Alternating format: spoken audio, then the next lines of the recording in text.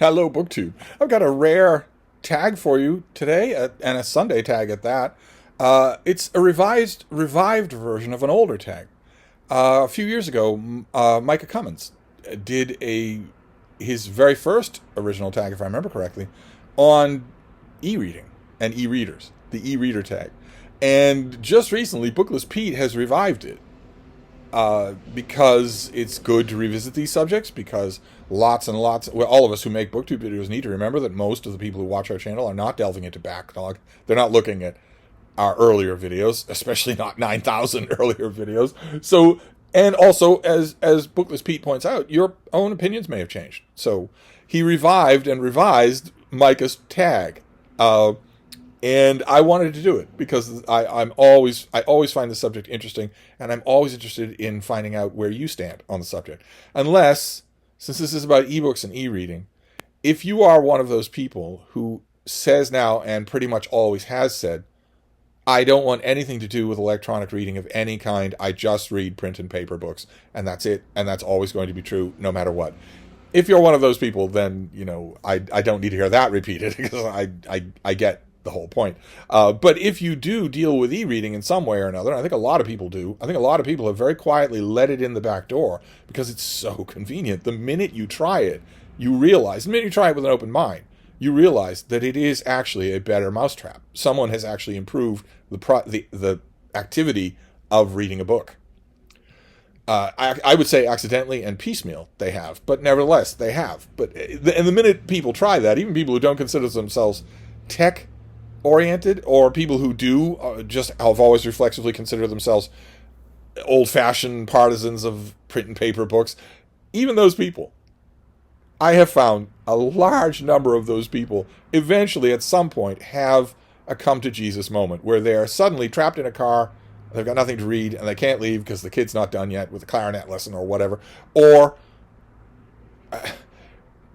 they're out at an appointment and they finish their book, or they are in bed and everything else is inconvenient and you can't turn the light on because your hateful spouse is right next to you hogging the bed as usual.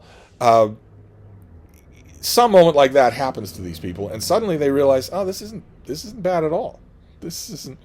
Maybe I won't trumpet it from the rooftops, but I don't object to this at all. Also, the books tend to be cheaper.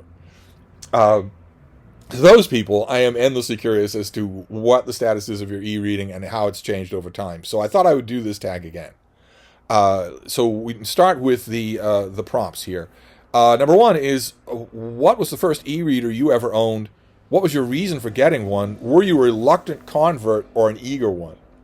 The first e-reader that I ever owned was a Barnes & Noble Nook Color. To bring you all back. This was about the size of an iPad mini, only slightly different dimensions. It was thinner and a little taller.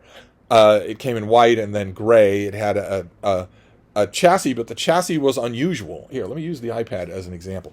The chassis was unusual because there was, at the bottom, a little cutout corner of open space. And in the inside of that corner, there was a little door for you to insert a card. But the cutout corner was also a neat kind of thing that you could hang things off. You could hang tassels off it or whatnot. It was an interesting little flourish. It didn't need to be that way. You could have put that door in the device along the side somewhere for the storage card. You could have put that somewhere else. But instead, it had a neat little feature like that. And it had a black and white reading screen, but it had a navigation and control panel on the bottom that was movable and touchscreen and color. And I got it because I had to. I got it for job-related reasons.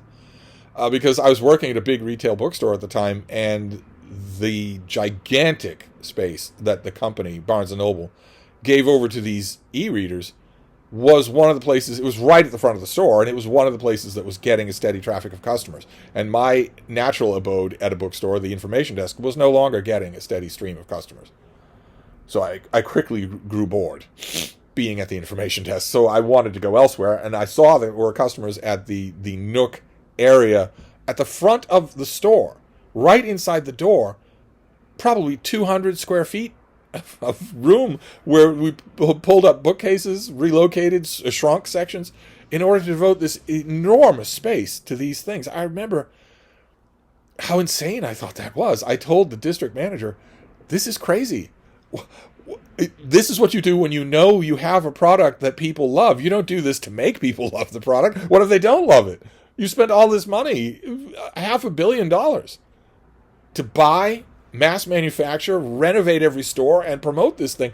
Well, what if the timing's not right? What if people don't like it? Then you've wasted that money. This is what you should do after it's popular, not before. No one listened to me, of course, and that happened. And for a little while, there was interest. And there were customers. Now, I admit, in my own Nook experience, this was at the store at the Prudential Center, which doesn't exist anymore. The Nook Center, by the instructions of corporate, was right at the front of every store.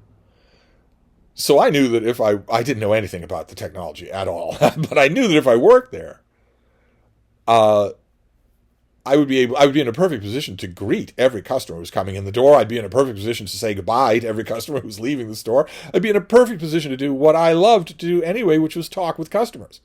I wasn't in retail to work. Honestly, they didn't pay me enough to work. I was there to talk with customers. It was the most natural thing in the world for me to stand at the end of the Nook section, which was right by the front door, and as the customers were coming away from the registers and getting ready to walk out, I'd say, well, it was great to see you. It looks like you got a lot. Are you happy? Anything on your mind, any dark cloud on your mind that you're leaving with, anything that you didn't find, didn't want, if you've got a minute, run it by me. It may be that I can help you. Otherwise, it was great to see you. I hope to see you again sometime soon. Or maybe a lot of times I would remember the customer from an earlier encounter, and they would remember me. And I also, I got the reverse as well. I got customers coming into the store where they would come into the store and they would just stand there, and I'd say, hey, how are you? Nice to see you. I realize this is a little overwhelming. It's a mighty big space, but we can do it together. So what are you looking for? What's on your mind? I can point you to the cafes if that's what you're here for, but also I'm pretty knowledgeable about the books. I'd be happy to help. And I have a quality. I don't know quite what it is. I've never known quite what it is. It's a canine thing, I imagine, where no one ever is bothered when I do that. Strangers are never bothered when I do that. They never consider it nosy. They never stiffen up. I've seen over the decades, I saw coworkers of mine think, well, if Steve can do that, I can do that, and try, and be met with a horrible response. But it never happens with me. I don't know why that is, but I love it. I love the fact that I get that entree, that I get that, the equivalent of people seeing a dog wagging its tail, where it completely disarms their initial reactions. Same thing happens here in this neighborhood. I chat with people all the time that I don't know, that I've never seen before. And I love those aspects of the physical positioning of the Nook section, but I eventually did learn the Nook. And there were times when I would, even in the Nook section, I had nothing to do. I wasn't about to do any work. I wasn't about to clean or straighten or organize or look at, shipping manifests or anything like that. So I would just read. I would walk around the tables, turning on the devices, keeping them clean, and looking at them. I learned more about how to operate the initial two Nooks. There was the Nook Color and the Nook, what was it called? The Simple Touch? Very basic black and white normal e-reader. I learned how to navigate and operate those two things mainly just on my own, without instruction of any kind, just figuring out what they would do. And that helped a lot. Turns out you don't need 9.9 out of 10 customers. I did not need to spout technical specifics at all. It turned out that with most customers, I just needed to show them what I had learned. They weren't going to care about the specifics. I would had to tell them, here's what I'm learning about these things, especially after I'd bought one and tried it. Here is, you already know the pitch for the print and paper books in the store because you wouldn't be here if you didn't. And so do I. And I wouldn't be here if I didn't. Here's the pitch I can make for this thing. And some of it might surprise you. Every once in a while, I would get an a-hole customer would come in and want to reel off text and specifics. And I would say to them, well, I guess you know the text about this thing a lot better than I do. And they had nothing else. The minute I concede that, they had nothing else. It's just, except to go home and reflect on why they have no friends. But usually it was customers saying, well, this is a doohickey. And I would say to them, yeah, 3 weeks ago, I thought this was a doohickey. I largely still do, but I can tell you some of the things it can do, and they may genuinely interest you. And that process eventually involved me buying one and bringing it home to try it. Now, at the time, the prompt asked whether or not I was an immediate convert. And that involves two things, I think, two parts to that conversion. One is the technical, the device-oriented conversion, and the other is something more intangible than that, far more intangible. The other is far more important, and that is the spell of books, which we all feel. We've all felt it. The spell of books, how they pull you inside them and start to cancel time. We've all felt that. That's why we do what we do. That's why this weird thing that the rest of the world does not understand is such an important part of our lives. Because of that spell.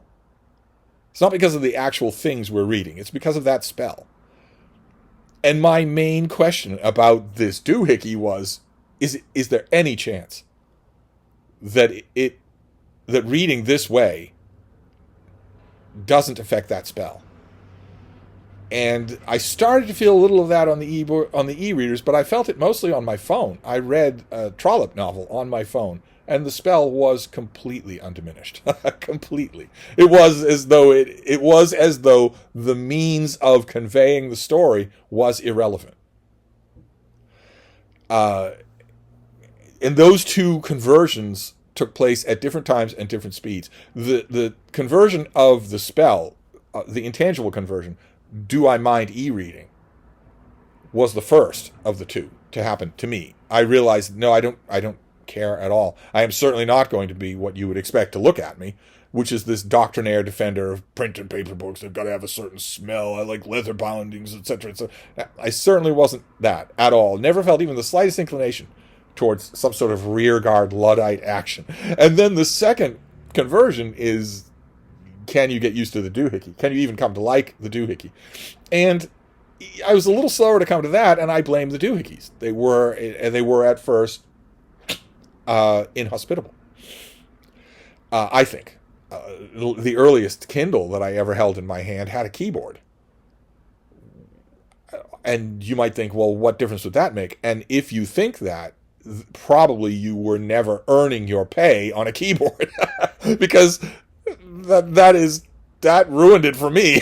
that completely canceled the spell of reading. If my fingers are touching my means of making money, then that ruined the spell for me. And eventually the Kindle started coming out without keyboards. But so my introduction to the doohickeys was, my conversion there was secondary. Boy, oh boy, though, I am talking at length on these things, just like I did, if I remember correctly, in my first version of this tag. Let's see here. Let's try and hurry things up. Prompt number 2 is, what e-reader do you use now, / what e-readers do you own? It's a little bit of a complicated question, because a lot of the e-readers that I have owned no longer work, or are so slow that there's no point in using them. You can turn them on, you can read on them, but once you get used to the peppy response time of newer e-readers, that's a large ask. As I said, I think I said it in my earlier version of this video, what you want in a successful e-reader is to decrease the amount of friction involved in the process until it mimics or even exceeds the amount of friction in a print and paper book. And in a print and paper book, there is no latency. When you turn the page, it turns. That's the whole point of a physical action. It's not like you turn the page and a minute later the page gets turned. No, you're turning the page. It's immediate. There's no latency. So, and modern e-readers don't have any latency, but earlier ones do. So I have a lot of those that I don't use anymore, that I don't even think about them. There's not any point in them. And also, the other wrinkle is that last year I started this informal, what one of you in an email called an informal charity drive. I didn't mention anything about it. I didn't mention any specifics because I wasn't sure that my friend, the woman involved, wanted that. And I respect that. But she didn't even bring it up to me. I brought it up to her. I said, well, it looks like your kids could use e-readers. And she said, well, yeah, they could. They could use free college educations too. And I thought, well, I can't help them with the one, but I might be able to help them with the other. And I put out the call on this channel for all of you to send me any working e-reader you have that you genuinely don't use anymore. The last thing I wanted you to do was send me something you do use. Don't inconvenience yourself. But if you have old tech like I do that still works, factory reset it to 0 and send it to me. And I was amazed at how many of you did that. Just amazed. And my friend was amazed, and the kids were overjoyed. Overjoyed. I would still be making that request if I didn't think it was just being greedy of me. But that was wonderful, and that also, from time to time, in between visits, in between me going out and distributing these things, that also led to a stockpile of e-readers here. But in addition to that, in addition to those two things, first, the e-readers that I don't use anymore, genuinely obsolete technology, and second, the e-readers that were never intended for me. There's also e-readers of my own that do work that have accumulated, and that bugged me. That really bugged me. In the last 2 years, I have been a little bugged by excess of technology. Partially because I had a friend come here and point out to me, surely it is better for you to have just the technology that you really like and that works really well, instead of all the rest of this junk everywhere. Surely it's better for you if you have that. And the more I thought about it, the more I realized that was true. And part and parcel of that is one device to type on. Okay, I have one device to type on. Works just fine. One device for scanning, for all the visual stuff. One iPad, in other words. And one e-reader. One e-reader. You can only read one book at a time. One e-reader. And that caused a bit of soul searching, because if we stick just with Amazon here, there are three options. For me, three major options. There was the Kindle Paperwhite, rubbery back, smooth face, very simple, elementary design. There's the so-called basic Kindle, so-called by everybody but Amazon. Amazon doesn't call it the basic Kindle, but the entry-level Kindle that is dirt cheap and is no longer effectively any different from the Paperwhite in terms of specs or tech. But it has raised bezels around the screen, just a bit. Raised bezels around the screen. Some of you will not think of that as a downgrade. Raised bezels give you a little something to hold on to, whereas the Kindle Paperwhite is just one smooth thing. You grab it and you are holding it. There's no part of it that's not the edges of it. I guess you could pinch it like that, then maybe you wouldn't be holding the device itself. And then there's a third type of Kindle that is no longer made. Amazon surprised the whole world by not upgrading the Kindle Oasis. And when I went through a slow period of really using, steadily for hours at a day, using every Kindle of those three. And when I was done with that, I thought, okay, which of those works best? Which of those is your e-reader? Regardless of whether or not you have working items on the shelf over there, which is your e-reader? And I realized that this is it. This is it. This has page turn buttons, physical page turn buttons. It has an uneven, asymmetrical design that is perfect for gripping and holding. There's no chance that I'm going to hit the power button, because the power button is on the top, not the bottom. The defect of this thing, the drawback of the Kindle Oasis is that it takes more power. It's an older charging. It's not USB-C. Everybody was expecting that. Everyone was expecting that in the last Amazon event, the Kindle Oasis would get upgraded. It would have better storage, a brighter screen, and it would have USB-C. And instead, it was discontinued. But this involves having a separate wire, in my charging hub. And since the Kindle Oasis can be a little greedy when it comes to power, it requires a charge once a week instead of once a month. And it turns out I can live with that. It turns out I can live with that just fine for all the rest of this. This is so incredibly comfortable to use. And unlike the other Kindles, it's aluminum on the casing rather than plastic, which just feels better. It feels more durable. It feels better in the hand. All of this does. So I just have the one e-reader. Now, that's not to say that I don't do reading on the iPad. I do, very much so. Because I spend a lot of time on the iPad. It is the perfect in-between device. I just have to teach myself, I have to remind myself every day that this is not really a productivity device. Not really. I got a keyboard for my larger iPad. it's almost unusable. And I don't know if the new update, OS 26, I don't know if that will make a big difference, but I won't install it myself. I'm not going to fool you, of course. You know exactly who's going to install that on all of my devices. It's not going to be me. But once it's installed, I will give it a try and see if maybe it does bring these things closer to productivity. Certainly, I share the same one ring type dream that all tech people do, which is one device. Just have one device. I'm a long way away from that. I have 4 devices. I have a crappy phone that I never use, but at least it will make phone calls. I have an iPad. I have an e-reader, and I have a MacBook. And I dream, like everybody else does, of having all of those into one device, just one thing that can do everything.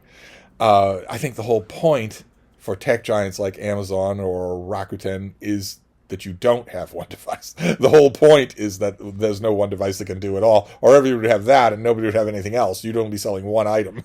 But I do end up doing a lot of reading on the iPad as well. I mean, it's basically it's pretty much the size of the newest Kindle Paperwhite, and is as light and infinitely capable. Kindle Paperwhite is not infinitely capable. This is infinitely capable. It can do literally everything.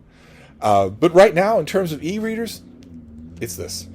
I have in my shoulder bag when I go out and about, I have a Kindle Paperwhite in a heavy canvas case, a sleepweight case that you close over it, so that it's not scuffed by being taken in and out of the bag. And that thing sits in one outward part of that bag, virtually never needing to be charged. The black and white, the Kindles that aren't Kindle Oases live forever on a battery charge. And that is in that pocket just as a fallback, because that way I have 7,000 books in my bag whenever I go out and about. And I imagine that this whole arrangement would be different if I went out and about more often. I don't go out and about anymore. Hardly at all. And this thing is a little more delicate. I have a Kindle Oasis case. I would probably put this in a case and just bring it along with me. But anyway, those are my devices that I have right now. I have a bunch, but I largely ignore them. I very much, this is the closest that I come to digital minimalism, is that I just have the devices that work, and I don't have doubles of them. The closest that I come to having a double is that I have a smaller iPad and a larger one, and I don't even like that. I really should just live on the larger one. The larger one is a much better machine. It's much more convenient. I really should do that. So I have one iPad, one phone, one e-reader, and one MacBook. But all that can wait until my next tech consultation. So anyway, prompt number 3, do you read digitally on multiple devices or always on the same device? If you use multiple, how do you decide which one to use? Well, like I said, I do a lot of reading on the iPad, but only if I happen to be on the iPad. Usually, my Kindle Oasis is not far away. Usually, this is within hand's reach, no matter where I am. Which isn't many places, keep in mind. I'm not in many places.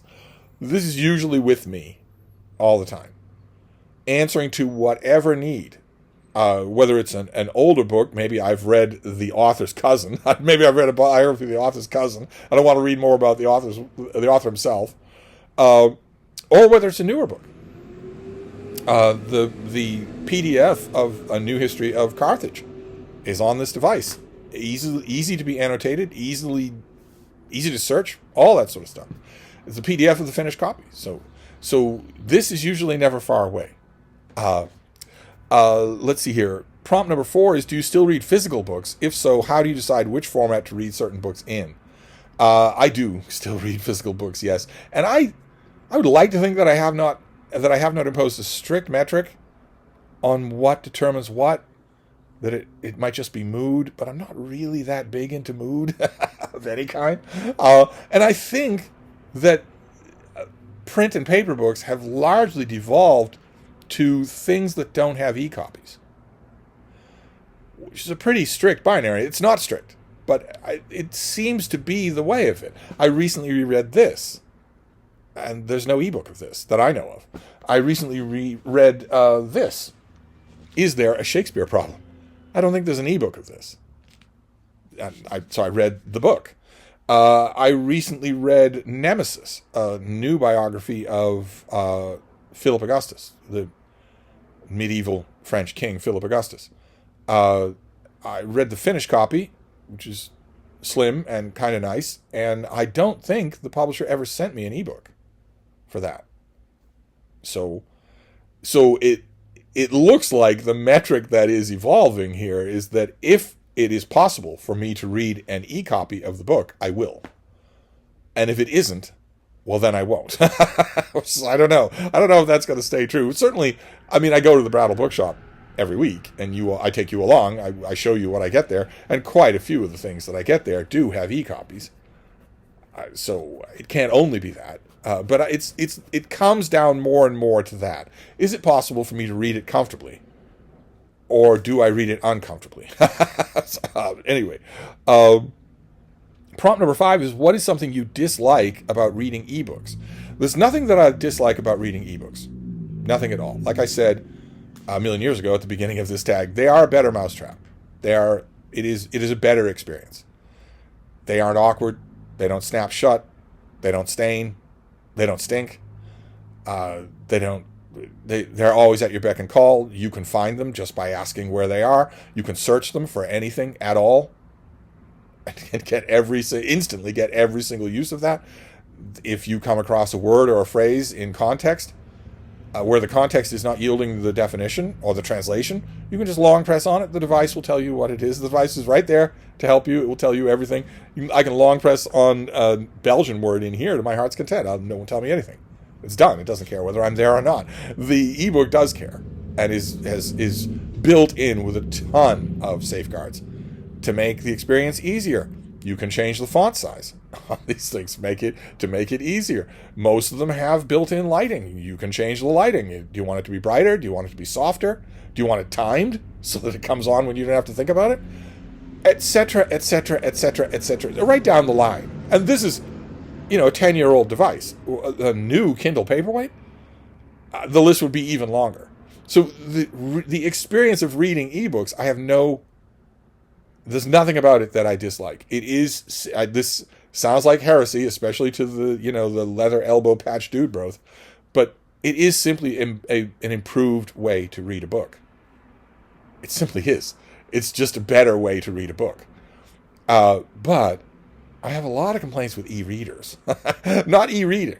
I love reading ebooks. But e-readers, I have a lot of complaints. And they are aimed squarely at what BreadTube referred to as late-stage capitalism. They are aimed squarely at the fact that almost from the initial moment that e-readers were introduced, the Kindle and the Nook, almost from the moment that they were introduced, the main question on the part of their manufacturers was, how can we make this worse? How can we cut these corners?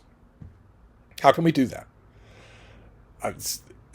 We want a sleek, symmetrical design on all sides. Well, sir, if we have that, that's going to mean that we put the power button right down by the charging port. And because of the layouts of the internal circuitry in terms of the magnets and the memory banks and whatnot, that'll mean that they'd be at the bottom right where you rest the device. And that's obvious.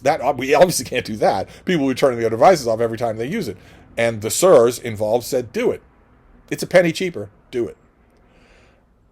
Same thing with the browsing experience on the devices, the browsing experience in the ebook stores, the price of ebooks, the availability of ebooks, the fact that an ebook is not yours, that it comes loaded with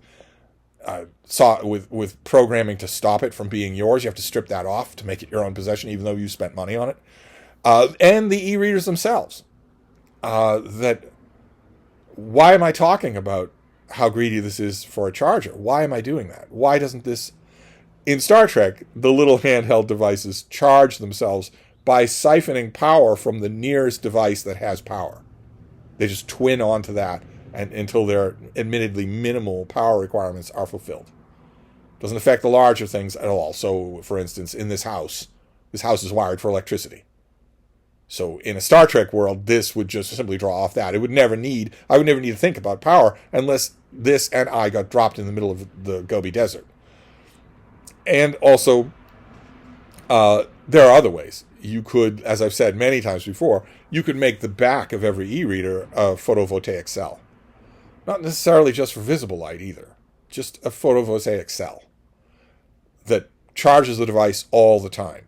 Now, these devices, a cell like that would not generate much power, but these devices don't need much power, especially if it's charging all the time.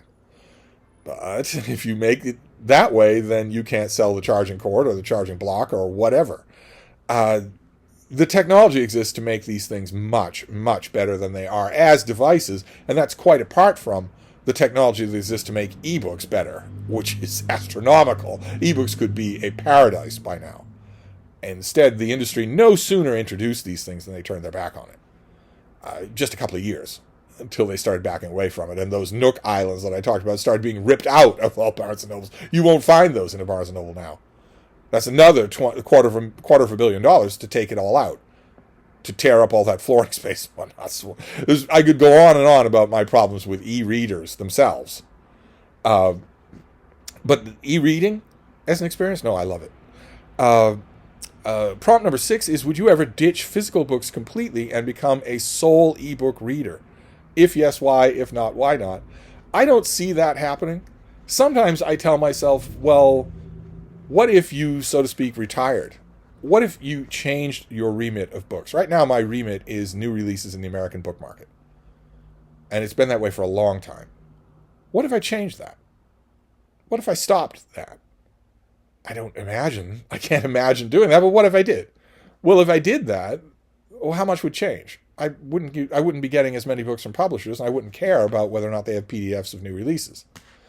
But this thing has 8,500 books on it, so I'd still be reading older stuff on this. It's not like I would abandon this or abandon ebooks because of that.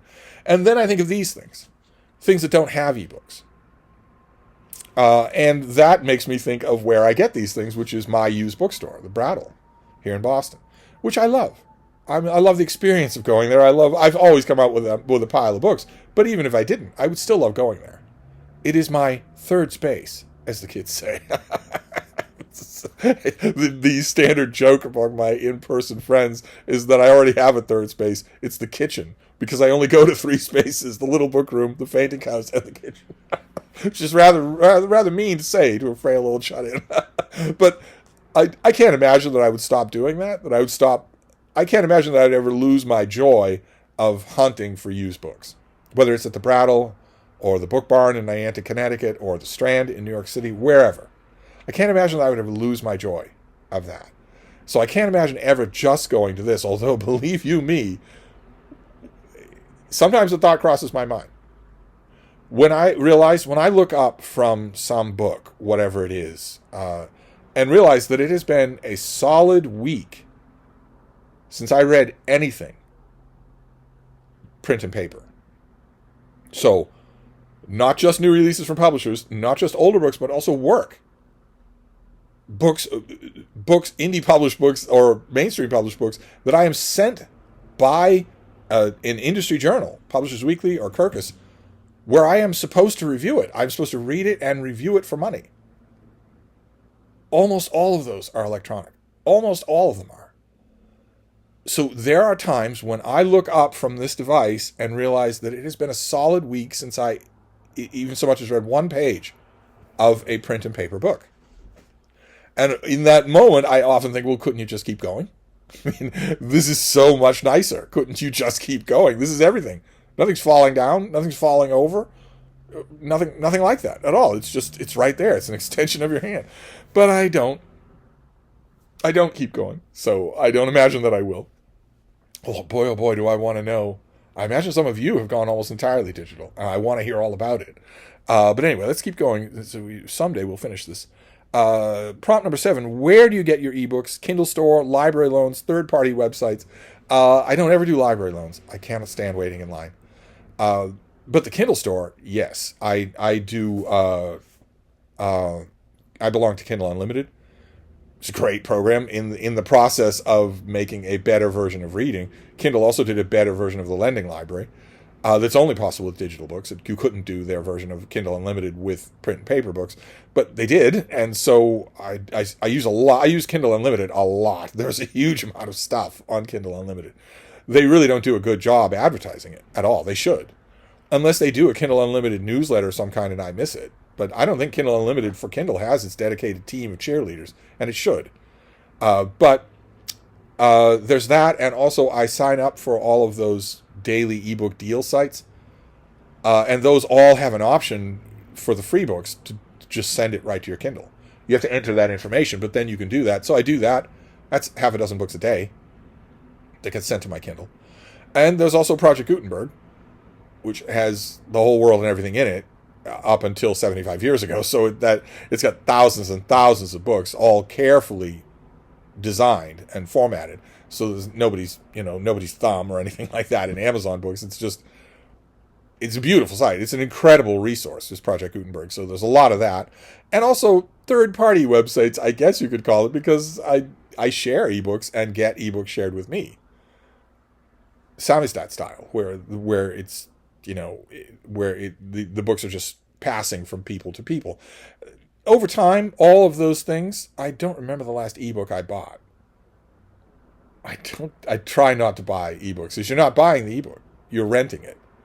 And that seems so fundamentally un-American to me, that you don't own the thing you've bought, that I don't do it. Un-American, okay, well, uncommercial, I should say, because that existed long before America. So that option is out, and also the library is largely out, because I don't want to be told, yeah, you can have this ebook in 3 weeks, when there's an e-copy of it. I don't want to be told that at all. I am a spoiled child of the publishing industry sending me books for free on my front porch. I cannot adapt to waiting. So I don't do either of those, but I do all the other ways that I do it have amassed a large library. So mainly that. It's mainly all the other ways. And then finally, the final prompt is to tag some people, and I tag you all, including Bookless Pete didn't quite do it. He didn't quite go so far as to wistfully tag Micah Cummins. I do. I would love it if Micah would return to BookTube. We have lost him entirely to this thing called real life. It's so gross. But I mean, if I had to tag people, Bookless Pete tagged a lot of really good people, but he did not tag David Murphy, and he did not tag Christopher Russell. And so I guess I could tag those if I were tagging people, but I really want to know from everybody. And keep in mind, now that I have fixed the comments section so that my comments are back, I fixed it all by myself, of course, because I had an offer for somebody to fix the comments section, but it would have required me sharing all sorts of login information, and I'm an incredibly private person, so I obviously didn't do that. Oh, God. Anyway, now that I fixed the comments section, I don't just want to hear from other booktubers. I want to hear from all of you about e-reading. This is a subject that has wormed its way into almost all of our lives. There are some necrotic, obviously psychologically unwell dude bros out there who have the leather armchair and the shelves of impressive books that obviously I've never touched, that have videos where they sit back and they steeple their fingers and they talk about wisdom with a capital W. And I'm not talking to them, I'm not asking them. They're not only not involved in e-reading, they're not involved in reading either. It's just the vestments of a religious organization for them. It has nothing to do with what we do. But the rest of you, I doubt very much that anyone listening to this video has taken the equivalent of a secular vow against e-reading. I doubt that very much. It might not be your cup of tea. You might not like it, but I want to know your experiences with it and how much it's infiltrated your reading life for everybody. I want to know that for everybody, not just for my fellow booktubers, especially since my fellow booktubers don't like me. They hate me because I'm an outcast, a leper, a pariah. So they may not respond, especially since at this point no one's watching the video, right? No one. It's a hidden truth of BookTube that no one watches past the first 60 seconds. And in answer to the question that some people have been asking me with a smile on their face, can it possibly be true that is still bothering you? Yeah, it can be. Okay. Anyway, I'm going to wrap this up. Another discussion of e-reading. I could do this all day. I love this subject. Absolutely love it. I lived long enough to see something that 2,000 years of dedicated readers did not live to see. I lived long enough to see the landscape of reading change.